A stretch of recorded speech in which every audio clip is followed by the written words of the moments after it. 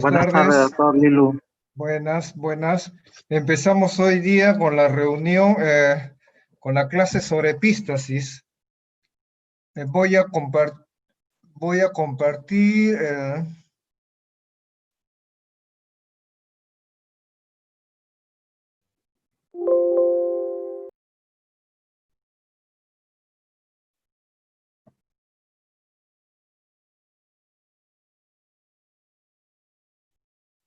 ¿ven ustedes los slides? Aún no, doctor. ¿No?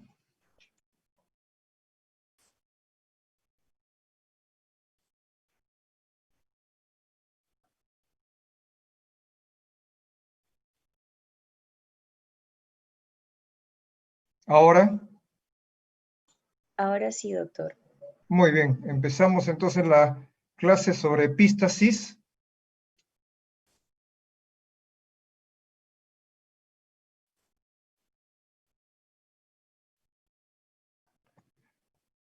Epístasis.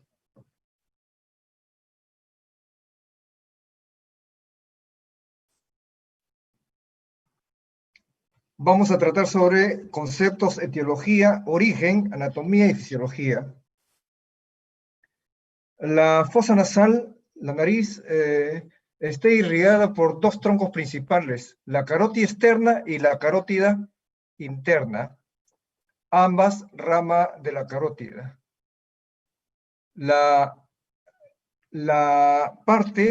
Acá vemos la carótida externa que tiene dos ramos principales, la maxilar interna, la facial. La facial a la vez da una rama que es la labial superior. La maxilar interna da dos ramas, palatina descendente y esfenopalatina. Esta esfenopalatina da dos ramas, la septal y la turinal. Miren ustedes, estos ramos terminales es la unión de estos ramos terminales de la carótida externa y la carótida interna van a formar el plexo de Kisselbach, que está situado en el tercio anteroinferior del tabique nasal. La fosa nasal es un órgano bastante vascularizado. Vean ustedes acá la parte lateral, la parte del tabique nasal. La parte del tabique nasal, miren ustedes, se forma con la confluencia de los ramos terminales de los dos troncos principales, carótida externa y carótida interna. Miren ustedes acá el plexo de Kisselbach en la parte del tercio anteroinferior del tabique nasal. Tenemos la pared lateral de la fosa nasal, donde se observa acá el cornete inferior, cornete medio, cornete superior. Acá se observan las ramas etmoidales. Esta región posterior de la pared externa de la fosa nasal, no la parte del tabique, sino la pared externa donde se encuentran los cornetes, en la parte posterior, cercano a la región de la cola del cornete medio, está la emergencia de la arteria esfenopalatina, un vaso bastante grande que puede producir sangrado a nivel de la región posterior de las fosas nasales. Esta es la parte interna de la fosa nasal o tabique nasal. ¿Me escuchan? ¿Me escuchan? Sí, doctor, se lo escucha. Porque se escucha ruido de fondo. No sé si ustedes lo están sintiendo el ruido de fondo. No, ¿no? Está bien, ¿no? Ya, pero doctor, sí se le escucha bien ahora. Ya. Muy bien. Entonces, miren ustedes, esta es la pared interna de la fosa nasal, que viene a ser el tabique nasal. El tabique nasal tiene dos partes, un tabique cartilaginoso y un tabique óseo. Miren ustedes, la parte ósea lo conforma la lámina perpendicular del etmoides y la parte inferior por el vómer. Y acá le falta el cartílago cuadrangular, que viene a ser la parte cartilaginosa del tabique nasal.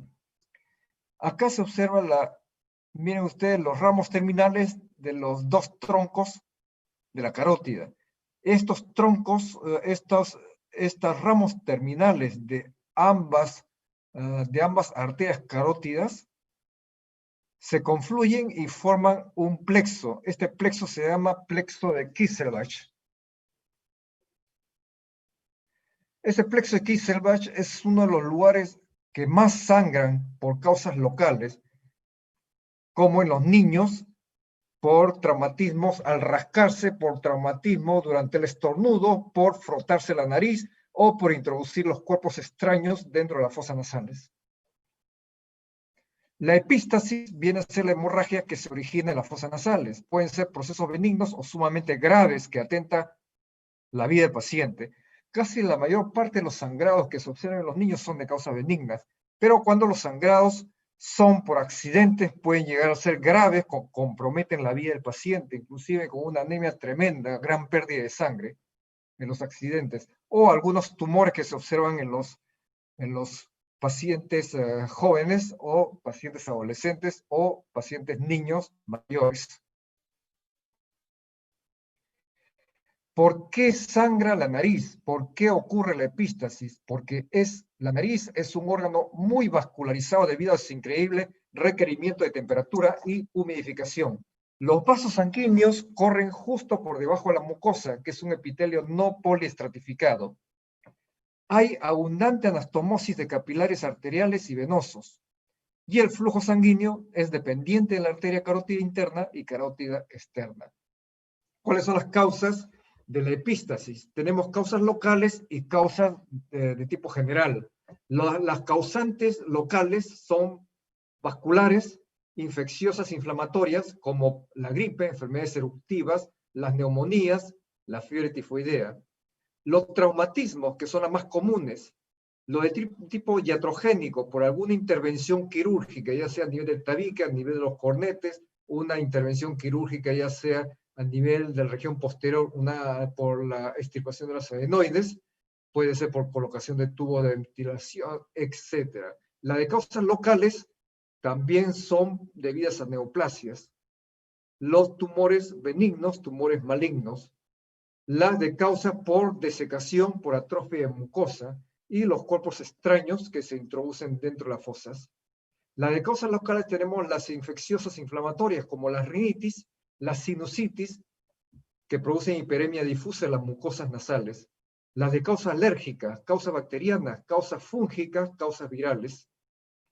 Los factores locales, como los traumatismos, son el 90% causantes de epístasis por rascado de nariz.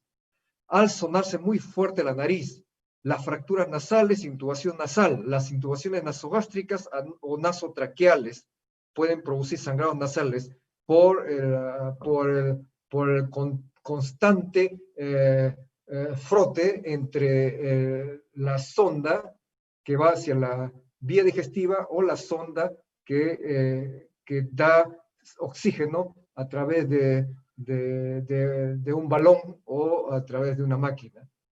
Los traumatismos de senos paranasales, traumatismo de órbita, traumatismo de oído medio, traumatismo de base de cráneo y los barotraumas.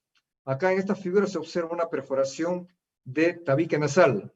Tabique nasal viene a ser la estructura, esta pared que separa la fosa derecha de la fosa izquierda. Acá se observa una perforación aproximadamente de 1 centímetro, y al costado, a los bordes de la perforación, se observa abundante costras, que cuando el paciente se hurga la nariz, produce sangrado de nariz. Las injurias iatrogénicas por cirugía endoscópica de senos paranasales, rinoplastía, reconstrucciones nasales, intervenciones sobre los cornetes nasales, septoplastía, el uso de la sonda nasogástrica, la intubación nasotraqueal. Los factores locales, como las neoplasias, tenemos el angiofibroma juvenil o angiofibroma nasofaringio, los papilomas invertidos, los carcinomas epidermoides, los adenocarcinomas, melanoma, neuroestecioblastoma, los linfomas. Acá se observa una tumoración dentro del seno maxilar. Vean ustedes la opacificación completa del seno maxilar derecho. Los factores locales, desecación. Tenemos el resfrío, el aire seco en la cual el paciente está en contacto, por ejemplo, los climas con demasiada sequedad, por ejemplo, en un viaje a la sierra, un viaje a Arequipa, en la cual hay muy poca humedad en el ambiente, puede producir lesiones costrosas en la nariz, pueden producir lesiones dérmicas, costras en la epidermis, y puede producir también lesiones a nivel de otras partes del cuerpo. El oxígeno nasal, que puede producir desecación a nivel de la mucosa de la nariz, anormalidades anatómicas como las desviaciones del tabique nasal, tenemos acá el tabique nasal desviado, un espolón, y esta es el cornete medio. Tenemos la rinitis atrófica, pueden ser ya sea de tipo iatrogénica, se le corta completamente el cornete inferior, se va formando bastante costras y va a producir un olor bastante fétido en las secreciones nasales. Tenemos otras causas de epístasis, pueden ser cuerpos extraños, parásitos intranasales, perforaciones septales, el uso de cocaína, los spray nasal, ya sea vasoconstrictores o spray nasal tipo corticoides, y las enfermedades granulomatosas de la nariz. Factores sistémicos, cuando no son producidos a nivel de la misma mucosa nasal, sino por entidades clínicas que pueden producir epístasis. Una de las causas de hemorragia es sangrado nasal, aparte de otros sangrados en otras partes del organismo. Tenemos la de causa vascular como la trombocitopenia, que es la disminución de las plaquetas, las trombocitopatías como la enfermedad de von Willebrand, las de causas hormonales durante la menstruación, la pubertad, el embarazo, las de causas infecciosas e inflamatorias. Tenemos la de causas infecciosas como la tuberculosis, la sífilis, las granulomatosis de Wegener, la periarteritis nodosa, el lupus eritematoso sistémico. Como coagulopatías tenemos las trombocitopenias, coagulación intravascular diseminada, la disfunción plaquetaria, como las enfermedades sistémicas, como las insuficiencias renales crónicas, la uremia, el uso de drogas como el uso de la cumarina, el uso de los antiinflamatorios no esteroideos, la deficiencia de factores de coagulación, tenemos la hemofilia, la enfermedad de von Willebrand, la insuficiencia hepática como la cirrosis, y la de causas neoplásicas, las neoplasias hematológicas. Además tenemos las causas vasculares, tenemos la arterioesclerosis, la estenosis mitral, coartación de la aorta, insuficiencia cardíaca congénita, la hipertensión arterial. De acuerdo a la etiología y de acuerdo a la edad, la epístasis más frecuente en los niños se debe a cuerpos extraños nasales y al rascado de nariz. En los adultos, lo más frecuente son los traumatismos nasales y la de causa idiopática. Y en los adolescentes y jóvenes adultos hay que descartar siempre tumores vasculares a nivel de la fosa nasal. Y en los ancianos siempre hay que descartar problemas de hipertensión arterial. El origen. Las anteriores, mayormente el 90% de los casos es a nivel del plexo de Kisselbach, que está a nivel del tercio anterior del tabique nasal. Las posteriores, a nivel de la arteria esfenopalatina, cercano a la cola del cornete medio, es de difícil manejo. Y las de origen superior es a nivel de las arterias etmoidales. Acá es un examen de la fosa nasal con un espéculo de nariz. Esta es una rinoscopía anterior. Esta es bajar la lengua e introducir un espejo para ver la región posterior, para ver la región de la cola de los cornetes, para descartar alguna tumoración sangrante, ejemplo, una tumoración en un joven que puede ser un nasoangiofibroma juvenil. También otra forma de examen es con un endoscopio nasal. Acá se observa durante la endoscopía, donde se observa acá secreción purulenta a nivel del orificio de drenaje del seno maxilar. También la sinusitis produce también hemorragias nasales. Diagnóstico se puede, aparte, el diagnóstico de la epístasis, siempre preguntar al paciente por una historia clínica lo más breve posible, detallado cuando el paciente viene a la emergencia, que la epístasis es una emergencia bastante frecuente dentro del área de otorrino. Cuando un paciente viene a la emergencia con sangrado de nariz, siempre preguntar si ha ingerido algún tipo de droga en especial o paciente que está en tratamiento con algún tipo de medicamentos, ya sea de tipo oncológico o tratamiento de tipo cardiovascular. Muchos pacientes usan antiinflamatorios como la aspirina, como un antiagregante plaquetario. Muchos pacientes usan la warfarina, cumarina, para los tratamientos concomitante con la hipertensión arterial, pacientes que tienen arteriosclerosis, ateromas, etc. O pacientes operados del corazón. Entonces, preguntar al paciente si ha tenido epístasis muy frecuentes y en gran cantidad, especialmente en los pacientes jóvenes. Si en los pacientes jóvenes, púberes o a pacientes adolescentes, preguntar a los padres si es que han tenido episodios de hemorragias en gran cantidad y siempre acompañado de una obstrucción nasal que se hace progresivo a medida que pasa el tiempo. Siempre descartar un nasoangiofibroma juvenil. Por ejemplo, este paciente tenía una hemorragia tremenda. Vean ustedes el nivel líquido. Nosotros pensábamos que tenía un cuadro de sinusitis. Cuando le hicimos la punción del seno maxilar, salió bastante líquido de tipo seroso y hemático. Pacientes tenía punteado hemorrágico muy discreto a nivel de los labios y su perfil de coagulación fue completamente normal. Tiempo de coagulación en sangría, fibrinógeno, plaquetas, todo era lo normal. Entonces, lo que le hicimos a este paciente fue transferirlo a hematología, en la cual le completaron el resto de los exámenes y se le mandó al hospital del seguro para que le hicieran un factor von Willebrand, y resultó que tenía la enfermedad de von Willebrand. Se quedó en el servicio de hematología por su tratamiento respectivo. Muchas veces hay que pedir exámenes en la cual no es de uso muy frecuente. Entonces, cuando hay estos tipos de pacientes en los cuales sangran muy seguidamente y a veces hay pequeños estigmas que nos puede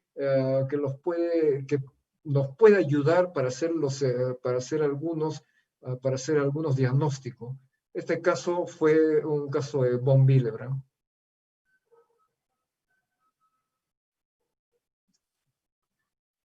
¿Cuál es la diferencia entre epístasis anterior y epístasis posterior? Toda hemorragia que se origina por delante del ostium del seno maxilar es hemorragia anterior o epístasis anterior. Y toda epístasis que se produce por detrás del orificio del ostium del seno maxilar son hemorragias posteriores. Las anteriores son mucho más frecuentes en jóvenes, usualmente en la parte del septum nasal mayor del 90%, es poco o no es tan severo. Mientras que las hemorragias posteriores que se observan en adultos mayores, usualmente en el plexo de Woodruff también, o sea, el plexo de Woodruff está más o menos a nivel de la parte posterior e inferior de la pared lateral de la fosa nasal. Es de mayor gravedad. Acá tenemos algunos casos clínicos que les voy a mostrar. Este es un paciente de aproximadamente 15 años de edad que presenta una obstrucción nasal y que presenta epístasis, pero en gran cantidad. Acá se observa una tumoración. ¿Qué les parece? ¿Que puede ser un cornete inferior o es una tumoración? Esta fue una tumoración benigna, fue un nasoangiofibroma juvenil. Por la edad, por la tumoración, es siempre tener en mente que es un tumor sangrante de los pacientes en la etapa de la pubertad. Este es otro paciente que es adulto, que viene a la consulta, ya nosotros lo conocemos. Este paciente viene a la consulta siempre con un sangrado tremendo por las fosas nasales. No sangra por la boca, no sangra por la lengua, tiene punteado hemorrágico a nivel de los labios, labio superior, labio inferior, y su sangrado en la nariz es bastante copiosa, mancha bastante cantidad de papel, mancha abundante cantidad de sangre pierde. Inclusive viene a la emergencia con 5 o 6 gramos de hemoglobina y anda aparentemente bien, o sea, sin ningún problema. O sea que se habituó a caminar, a desenvolverse con su problema anémico, pero acá vino la emergencia con 5 o 6 gramos de hemoglobina, en la cual tuvo que realizarse una transfusión sanguínea y, de emergencia. Ven ustedes acá en la lengua, punto hemorrágico. En la nariz se observa hemorragia, vean ustedes, se observa acá estos vasos sanguíneos bastante aumentados de volumen. Otra vista. Se observa también la parte lateral aumentado también de vascularización. Este caso era una telangiectasia hemorrágica hereditaria, conocida como Rendu-Osler-Weber. Se transmite como un gen dominante de cualquiera de sus progenitores a hijos de cualquier sexo. La sección de la membrana mucosa muestra prominentes espacios vasculares carentes de tejido elástico o muscular de las paredes de los vasos. Las pruebas hemáticas son normales. Sangran en la nariz frecuentemente porque la pared de los vasos son finos. Un traumatismo mínimo produce bastante sangrado y la membrana mucosa es frágil que no resiste traumatismo.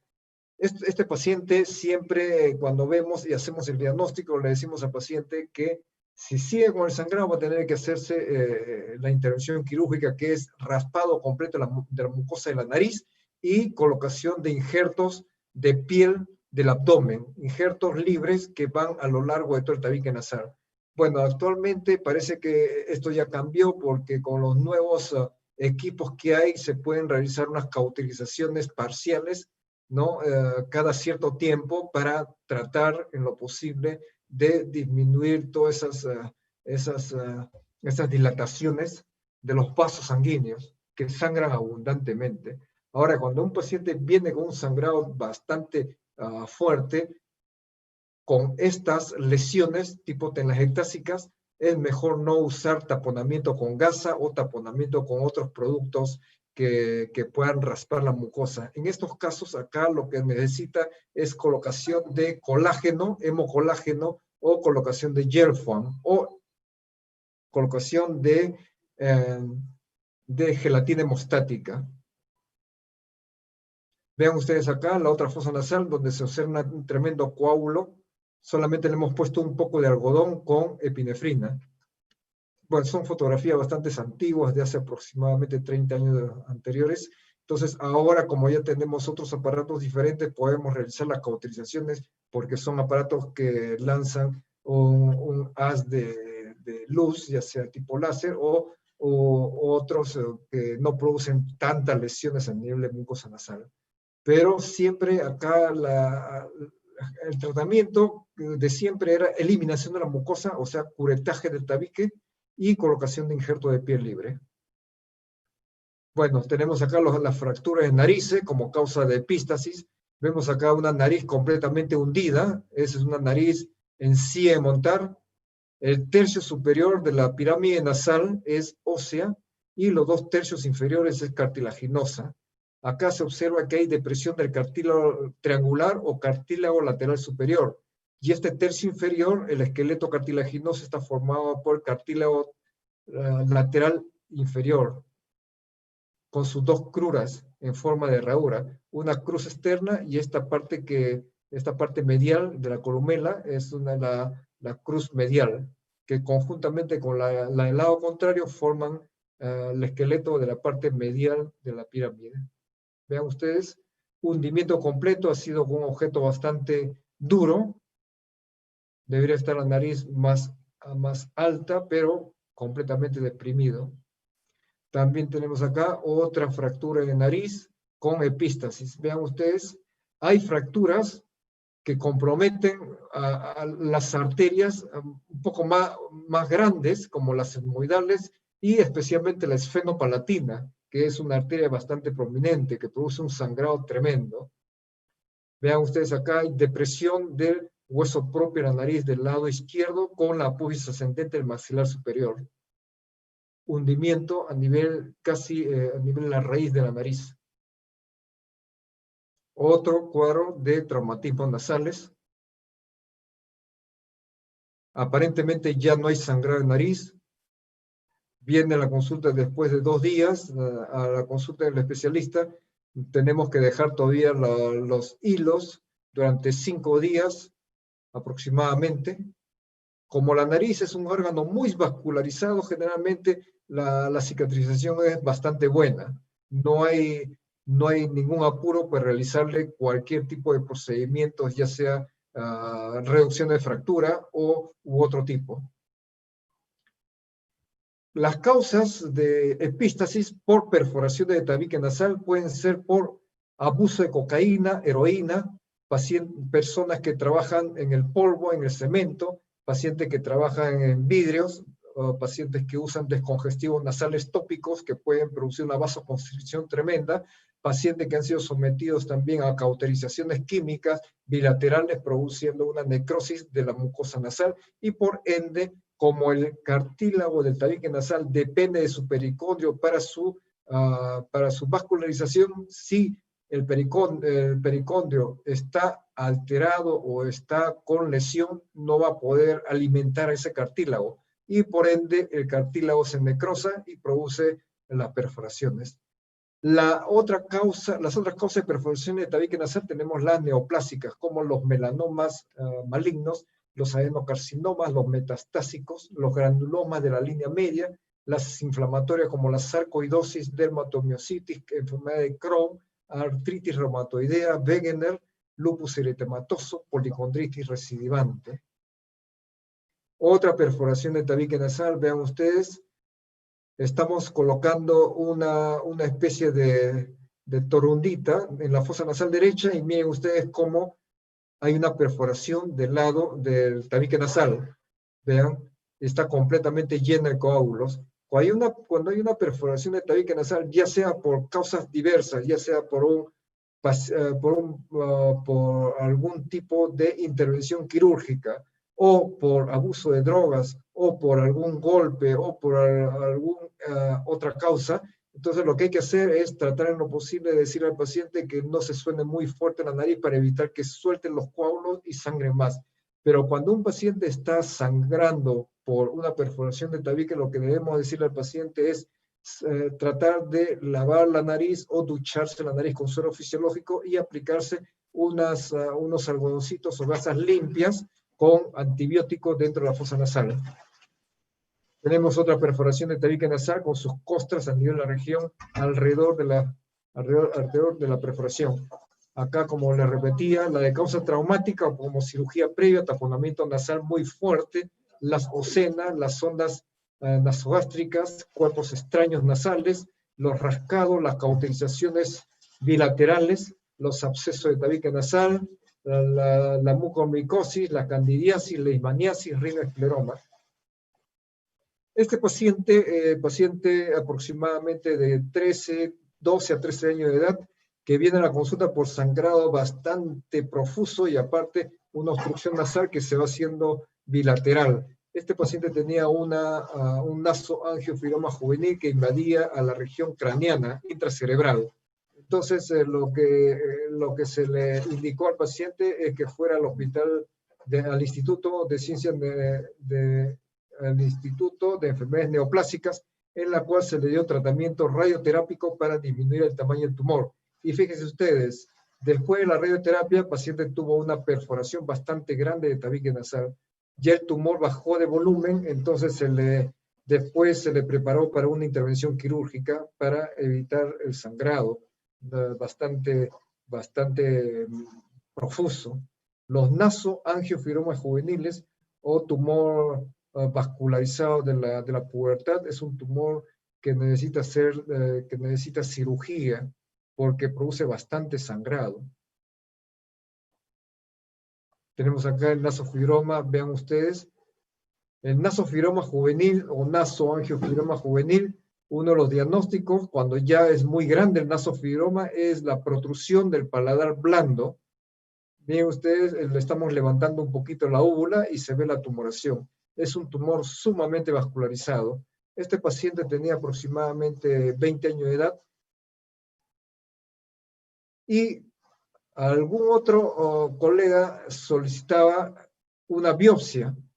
no le podemos hacer la biopsia. Si se quiere hacer alguna biopsia para hacer descarte de algún otro tipo de patología, lo mejor es hacer biopsia en sala de operaciones, sacarle un pedacito, ¿no? Para ver que sea para descartar si no es un cáncer o es un nasofibroma o es otra causa que pueda producir la hemorragia. Pero casi siempre pacientes muy jóvenes con un tumor, ya sea en la fosa nasal que se extiende en la parte de la nasofaringe, siempre hay que pensar en que sea un nasoangiofibroma juvenil. Miren ustedes, epístasis de causa traumática, pueden llegar a producir amputación completa. Vean ustedes acá unos milímetros y la nariz tiene una suerte tremenda de no haberse amputado completamente la nariz. Acá tenemos otro paciente con un traumatismo de base de cráneo. Miren ustedes los ojos de mapache y vean ustedes ya no hay sangrado. No hay sangrado acá. Lo que hay que hacer es esperar que el servicio de neurología, el servicio de oftalmología y otros le den de alta antes de proceder cualquier tipo de procedimiento a nivel de nariz. Todo lo que es fracturas no es una emergencia hacerlo, ¿no? Inmediatamente. Siempre hay que esperar que la parte neurológica, que no haya sangrado para recién programar una intervención quirúrgica. Tenemos acá la fractura de nariz en una niña, vean ustedes, la nariz desviada hacia un costado. Siempre hay que esperar, antes de cualquier tipo de procedimiento, esperar que la nariz, toda la parte de la piel, baje de volumen. Personalmente nosotros no damos cremas para disminuir la inflamación. Una vez producido el edema, el eritema y la equimosis, solamente lo que necesitamos darle al paciente es analgésicos nada más. Ya de por sí, a medida que pasan los días, el edema, la parte inflamatoria va a desaparecer poco a poco. Ahora las equimosis y los sangrados a nivel de la región de los ojos, esto sí va a demorar un poco más. Acá se observa una obstrucción nasal y epístasis. Cuerpos extraños en la fosa nasal. Vean ustedes, esta paciente tenía un rinolito. Se había introducido un cuerpo extraño en la nariz muchos años atrás y el moco como tiene minerales, se precipita alrededor del cuerpo extraño produciendo esta imagen y la textura de un cuerpo extraño tipo piedra, porque cuando nosotros dejamos caer este cuerpo extraño suena como si fuera una piedra. Ahora tenemos las epístasis por tumores malignos. Acá se observa un paciente con una úlcera a nivel del paladar blando y paladar duro. Es una neoplasia maligna. Le hicimos una biopsia y tenía una neoplasia maligna en la cual lo mandamos al hospital de neoplásica para su tratamiento. Miren ustedes, paciente con una fractura de nariz antigua con sus secuelas, completamente deformado con la nariz. Acá lo que se hace es tratar, como no tenía demasiada dificultad para respirar, lo que le hicimos a este paciente, lo que le recomendamos fue una intervención quirúrgica para poder mejorar esta fosa nasal, para abrirle completamente la fosa nasal de los dos lados. Ven ustedes completamente aplastado la pirámide de Nasser con restos óseos dentro de la nariz de una fractura conminuta. Al paciente se le hizo se le puso pedazos de huesos a nivel que le sacamos del Bomer, le pusimos también cartílago para poder expandir estos cartílagos que están completamente deformados. Acá se observa una paciente mujer en la cual tiene una perforación de tabique nasal y unas lesiones aparentemente de tipo papilomatosa, de tipo, ¿cómo se podría decir? Lesiones a nivel de la mucosa nasal. Lo que le hicimos fue una biopsia y resultó ser un rinoescleroma. Es de bastante difícil su diagnóstico y su evolución muy lenta.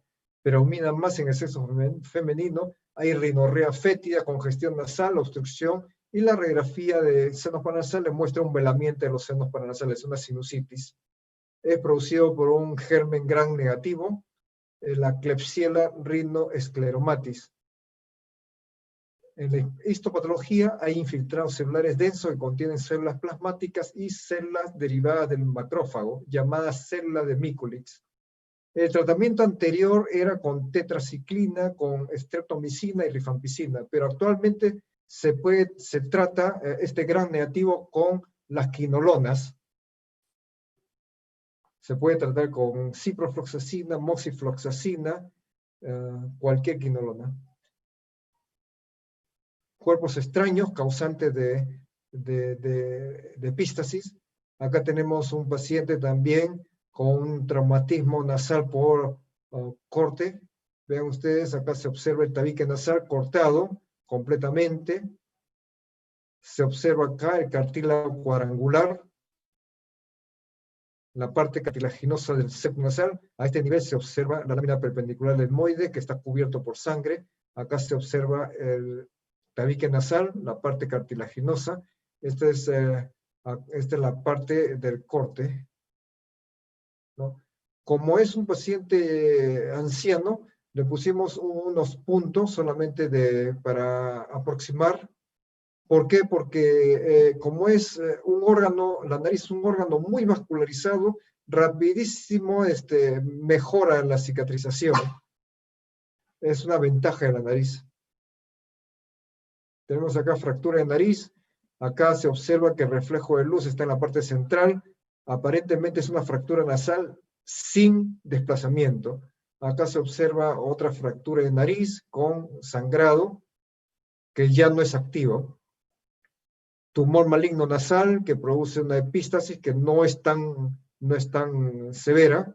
Y acá se observa tumoración que infiltra la parte de la piel, infiltra y obstruye completamente la nariz. Aparte que tiene una rinorrea bastante fétida en la fosa nasal. Otra tumoración nasal, vean ustedes cómo infiltra la parte del maxilar, hueso maxilar. Aparte miren los dientes en mal estado, la tumoración. Otra tumoración a nivel del seno frontal que empuja el globo ocular hacia abajo y hacia afuera. Ven ustedes, tumoración a nivel de nariz. Cuando vemos estos cuadros, generalmente le hacemos una biopsia pequeña para ya mandar al hospital neoplásicas, para que sea intervenido quirúrgicamente. Ahora tenemos también los tumores de tipo benigno, como los pólipos nasales, que también pueden producir sangrado en nariz, muchas veces porque el paciente se hurga la nariz, el paciente sopla demasiado fuerte, ¿no? Y produce sangrado. Las otras causas de sangrado en nariz tenemos las desviaciones de tabique nasal. Miren ustedes la parte caudal del tabique cartilaginoso, que puede producir también sangrado. ¿Qué cosa tener a la mano durante el examen? Siempre tener una luz frontal. Esa luz frontal que ustedes conocen, que para tener siempre las dos manos completamente libres para poder realizar cualquier tipo de, ya sea presión sobre la nariz, taponamiento en la nariz, taponamiento anterior o taponamiento posterior.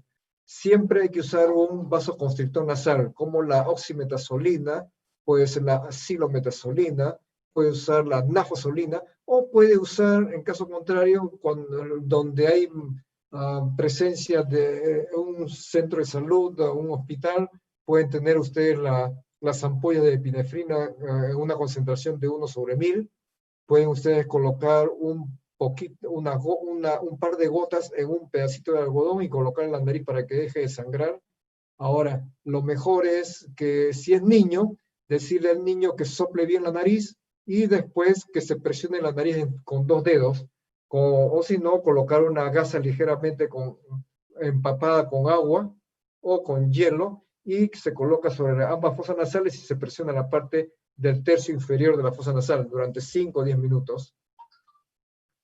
Usar cánula aspiradora si es que hay, usar un espéculo nasal si es que hay, pinza bayoneta para realizar taponamiento y gasas vaselinadas.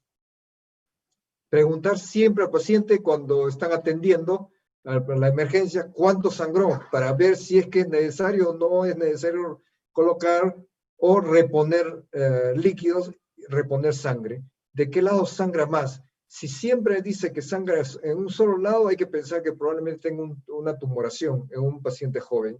¿Qué medicamentos está tomando? Hay pacientes que toman durante mucho tiempo warfarina, toman antiinflamatorios no esteroideos, pacientes que son reumáticos que toman durante mucho tiempo los antiinflamatorios.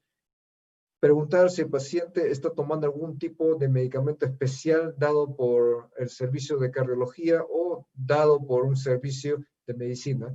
¿Ha tenido algún traumatismo previo? ¿Ha tenido cirugía previa? ¿Ha tenido historia médica de sangrado en otra zona? Ejemplo, podemos nosotros hacer un diagnóstico de enfermedad de von Willebrand en pacientes mujeres cuando refieren que durante su periodo menstrual sangra en exceso. Esa es una forma indirecta de poder ver y hacer diagnóstico de síndrome de la enfermedad de von Willebrand. Hay pacientes que presentan rinitis o presentan sinusitis también como causa de sangrado nasal. Siempre examinar las constantes vitales, explorar la cara si hay algún tipo de tumoración, algún tipo de telangiectasia, etc.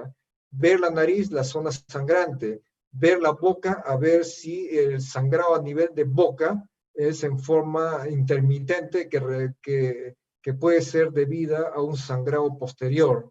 El sangrado posterior ya sea a nivel del plexo de Woodruff o el sangrado a nivel de la arteria esfenopalatina. Siempre pedir al paciente que se suene la nariz y si es que tuviera a la mano usar un poco de oximetazolina y lidocaína exprimida dentro de un pedazo de gasita, pero exprimida. Y identificar el vaso. Si se identifica el vaso a nivel de tabique nasal, solamente colocarle una bolita de gasita con un par de gotitas de vasoconstrictor y es suficiente. Tenerlo presionado ahí durante 10 minutos y después se retira o si no se deja hasta el día siguiente. Y si es que el paciente merita una cauterización, se puede cauterizar, ya sea con nitrato de plata o cauterización de tipo eléctrica. Depende de qué cosa es lo que se encuentra en el centro de salud o en el centro médico. Siempre historia de enfermedades previas. Ver si el paciente está tomando algún tipo de medicamentos. Ver sus signos vitales para ver si es que hay o no necesidad de una vía endovenosa. Examen físico, rinoscopia anterior, examen de orofaringe, rinoscopia endoscópica, si es que estamos en un hospital en el cual hay una endoscopia en la que podemos hacer diagnóstico de algún tumor sangrante. Los exámenes de laboratorio, las de rutina, y los exámenes radiológicos para descartar cualquier patología. El tratamiento no quirúrgico es el control de la hipertensión, corrección de las coagulopatía y trombocitopenia. El control de hipertensión, si el paciente viene sangrando al hospital o a algún centro médico, nosotros vemos que la presión es demasiado alta, lo que podemos hacer es decir al paciente, tranquilizar al paciente y darle una tabletita de Capotén o Captopril molidas y colocarlo en la parte de la boca, en la parte sublingual, que se absorbe bastante rápido. Paciente que está con coagulopatía, con trombocitopenia, si está en un hospital, hay que referirlo a un hematólogo para que le reponga, ya sea plaquetas o plasma, etc. Siempre hay que decir al paciente que expulse los coágulos de las fosas nasales. Siempre soplar una fosa muy suavemente para eliminar los coágulos de la nariz. Y si ustedes tuvieran agua, algo más frío o agua helada, empapar una gasa o un paño con agua helada y exprimir el exceso de agua helada y colocarlo en la cara del paciente y presionar ambas fosas nasales.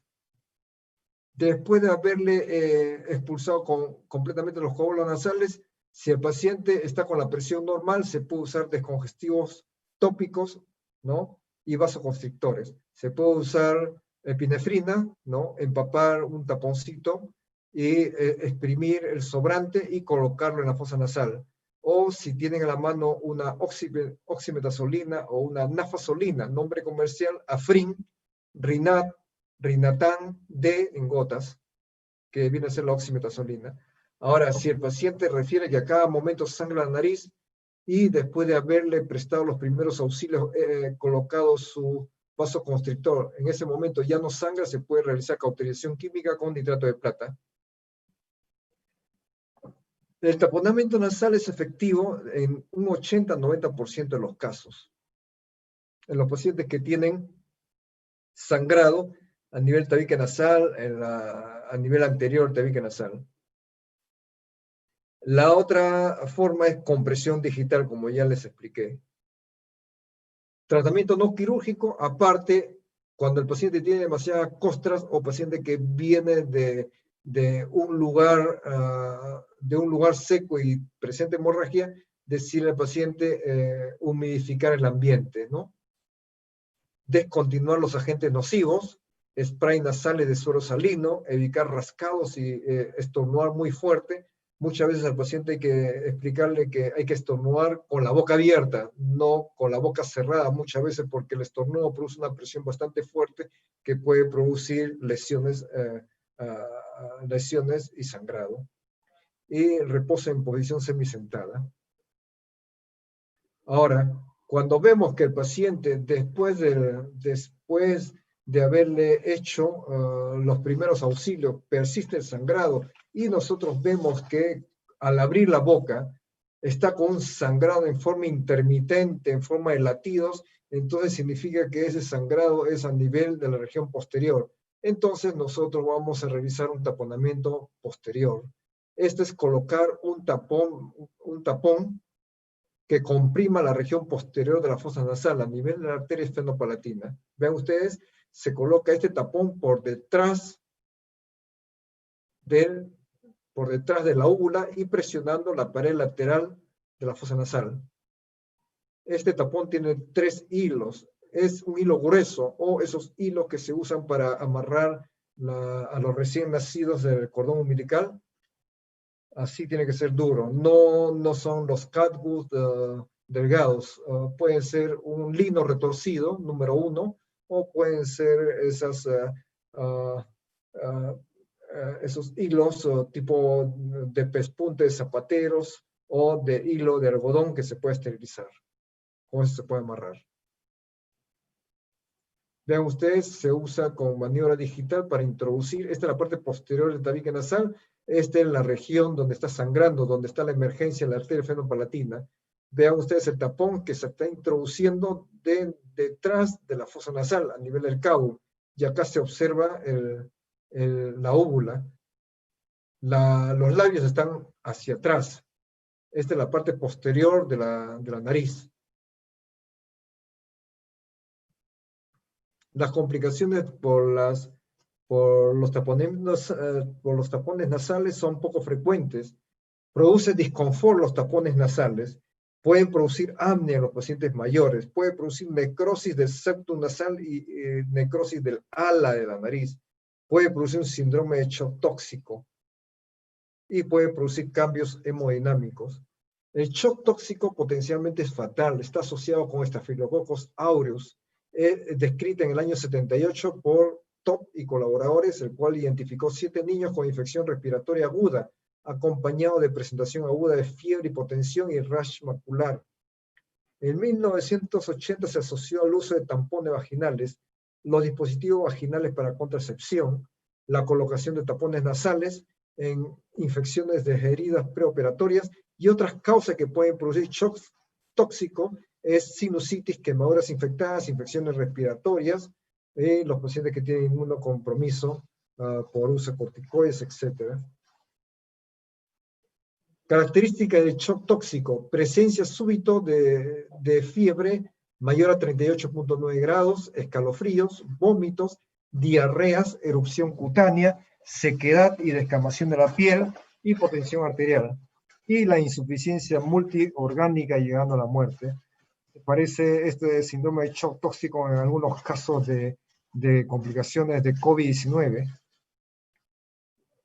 Las indicaciones de cirugía es cuando hay persistencia del sangrado a pesar del taponamiento nasal. Bueno, dentro del tiempo dentro de estos años que tengo en la práctica médica, no hemos realizado ninguna ninguna embolización y ninguna intervención quirúrgica, ya sea cortar la carótida u otra arteria principal.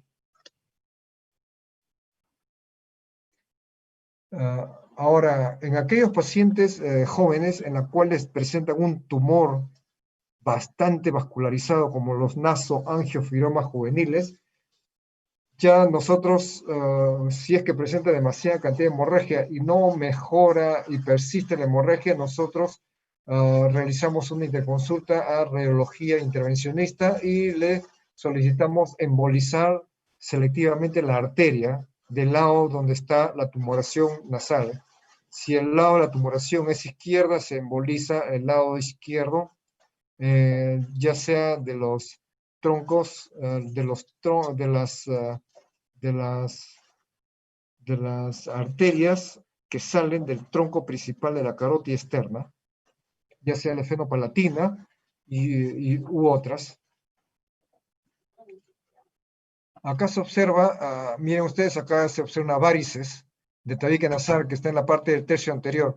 Lo que se estila es, una vez que ya no sangra el paciente y vean ustedes esta dilatación, ustedes pueden colocar un pedacito pequeño de nitrato de plata. El nitrato de plata viene en una especie de lápiz y cuando se saca el nitrato del lápiz es más o menos una sustancia dura de color gris, que lo que pueden hacer ustedes es molerlo en un papel aluminio, siempre con guantes, porque el nitrato de plata tiñe. Lo hemos usado para colocar nombres en los mandiles blancos antiguamente, lo hemos usado también para pequeñas tumoraciones tumoraciones pequeñas, por ejemplo, de tipo micóticas en la piel, etcétera.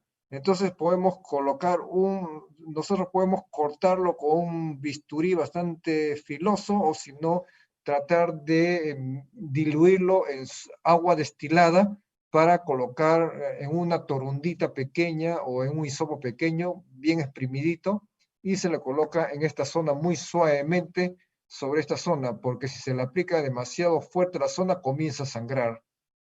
O se puede aplicar una escamita muy pequeña de nitrato sobre esta zona. Previamente se le ha puesto un poco de lidocaína con un poco de vasoconstrictor. Cualquier vasoconstrictor puede usar un poquito de lidocaína con vasoconstrictor tipo nafazolina, oximetazolina, o pueden ustedes usarle la lidocaína común y corriente al 2%. Acá se observa un caso de nasoangiofibromas juvenil que tenía una extensión hacia el seno maxilar izquierdo.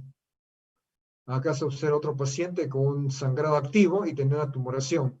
Este paciente ya tenía cerca de más de la tercera década.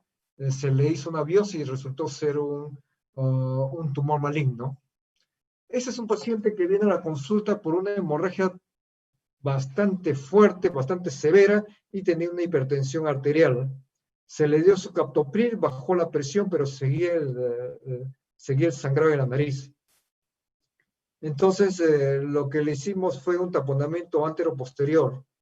Después de haberle colocado un poquito de spray nasal de lidocaína, se procede a la colocación de una sonda, ya sea Foley, Nelaton, etcétera, por la fosa que sangra más. Y se le saca el extremo distal por la boca. Ahí tenemos los dos extremos. Y ya teniendo nosotros el tapón nasal, el tamaño de un pulgar, un poquito más grande, se colocan 3 hilos gruesos, vean ustedes 3 hilos gruesos, de las cuales en el extremo distal se amarran 2 cabos y se jala la sonda que está en la fosa nasal para después con maniobra digital introducir el tapón, conjuntamente jalar este hilo y con el dedo se introduce detrás de la úvula, detrás del paladar blando, tocando la parte ósea, ¿no? de la parte externa, de la parte lateral de la fosa nasal derecha. Vean ustedes acá en diagrama se jala en la sonda de Nelaton o sonda de Foley y se empuja y se introduce el tapón por detrás de la úvula, comprimiendo la región, la parte de la emergencia de la arteria esfenopalatina, que son las causantes de las hemorragias posteriores. Y después tenemos estos dos cabos de hilo en la cual se coloca un tapón anterior y se amarra para evitar que el tapón posterior caiga a la vía respiratoria baja. Miren ustedes, este es un tapón posterior bilateral. Se introduce un hilo, sale por una y por la otra fosa. Primero le colocamos dos sondas, uno en el lado derecho, uno en el lado izquierdo, le amarramos el extremo de un hilo en una sonda y el extremo del otro hilo en la otra sonda y dejamos en la parte que sale este hilo en la nariz, en la boca, para poder retirarlo después por boca. Miren ustedes, el pulgar mío es acá un poquito más delgado y este es un poquito más grueso. Fracturas nasales. Este es un paciente que tuvo un trauma nasal, pero sin fractura de nariz. A medida que pasaron los días, el paciente no podía respirar. Y miren, está completamente obstruido la fosa nasal. Vean ustedes cómo está bombado completamente la parte flexible, la parte cartilaginosa, ¿no? de la pared lateral de las fosas. Miren ustedes, se observa este abombamiento. Este fue un absceso de tabique nasal. Lo que le hicimos fue ponerle un poquito de anestesia, aspirar las secreciones, aspirar esta secreción hemática y después hacerle un corte a cada lado. Un corte de aproximadamente 5 milímetros, 6 milímetros de un lado y del otro lado para colocar un dren, ya sea un dren tubular o un dren laminado.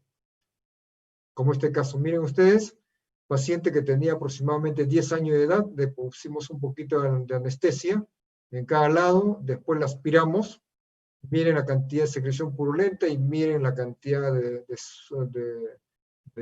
sangre que estaba dentro de la fosa, que estaba entre el pericondrio y el tabique cartilaginoso. Ahí se formó el absceso de tabique nasal. Primero fue un hematoma y después, como no se drenó, solo se convirtió en absceso. Miren ustedes, después de 4 o 5 días ya no se observa ya el abombamiento de las fosas nasales. Cuando hay un absceso de tabique, muchas veces se drena espontáneamente, pero ya produjo necrosis del cartílago de la nariz, produciendo esta imagen en una silla de montar. Vean ustedes, absorción casi completa, ¿no? de la parte más visible del tabique nasal.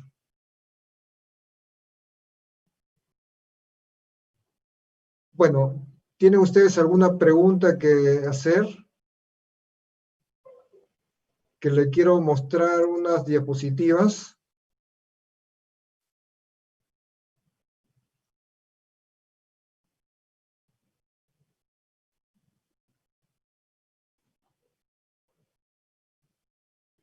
¿Alguna pregunta desean realizar?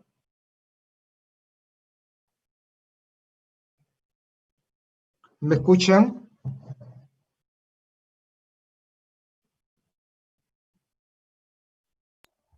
Sí, doctor, se le escucha. Una consulta. Dígame. En cuanto a la división o clasificación de las hemorragias, la hemorragia superior puede ser tanto anterior como posterior, ¿cierto? Sí, a nivel de las etmoidales. Ok, y lo que los dividía era qué parte de la anterior y posterior, ¿cuál era la división? A nivel del orificio, del seno maxilar, Ok, el orificio de drenaje del seno maxilar. Esa es la clasificación de las epístasis anteriores y epístasis posteriores.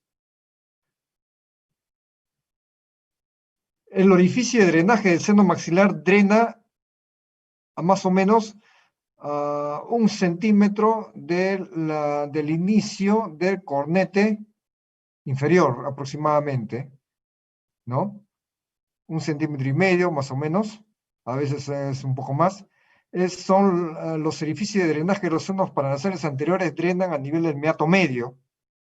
Ese orificio es más o menos el límite en la cual hacia adelante son hemorragias anteriores y hacia atrás son hemorragias posteriores. Miren ustedes cómo se cauteriza una epístasis de localización anterior. Se coloca un poquito de anestésico, un poquito de adrenalina. Bueno, acá está usando un tapón bastante largo y se observa, vean ustedes, se ve acá, se toca nada más, miren ustedes, con un nitrato en lápiz, se toca muy suavemente y cuando se torna de color blanquecino ya está suficiente. No hay que seguir insistiendo. ¿Por qué? Porque puede producir una ruptura y producir un sangrado. La otra forma es este nitrato de plata, este lápiz, ustedes pueden molerlo y pueden colocar en 1 centímetro, 2 centímetros de agua destilada, disolverlo y agarrar una torundita muy pequeña y aplicarlo con ligeros toques, así como está, con ligeros toques puede aplicarlo sobre esas lesiones. Y esa es toda la cauterización. Si el paciente tiene demasiada rinorrea o mucha cantidad de moco, hay que evitar cauterizar. ¿Por qué? Porque puede producir manchas completas a nivel de la piel y va a ser un problema porque los padres a veces se preocupan por tener la nariz manchada de su hijo. Entonces, después de realizar la cauterización, se coloca cualquier crema que tenga un poco de base oleosa, ¿no? De base grasa. Puede ser cualquier crema o si no, aplicar un poquito de vaselina sin perfume.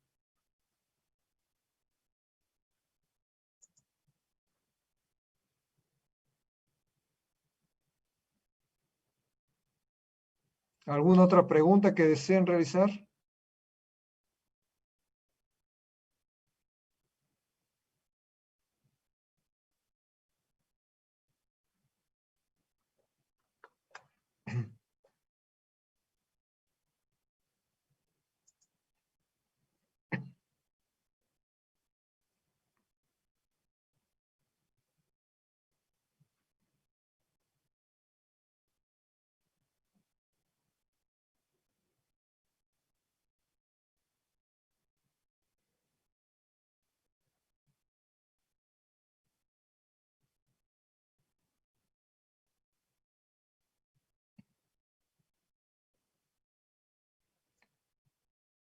¿Se ve la película?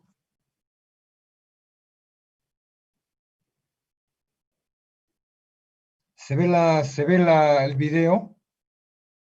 No, doctor, creo que no está compartiendo. ¿No se ve? No, doctor. Ah, no se puede ver.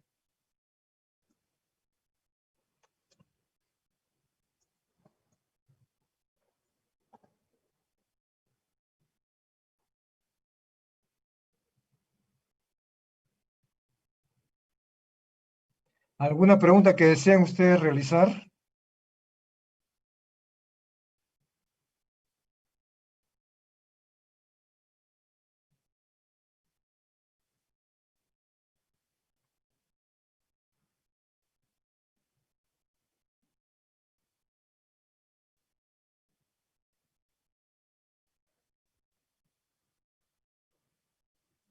¿Pregunta de ustedes?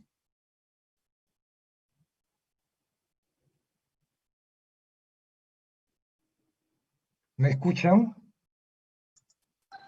Sí, doctor, creo que por el momento ya no hay más preguntas.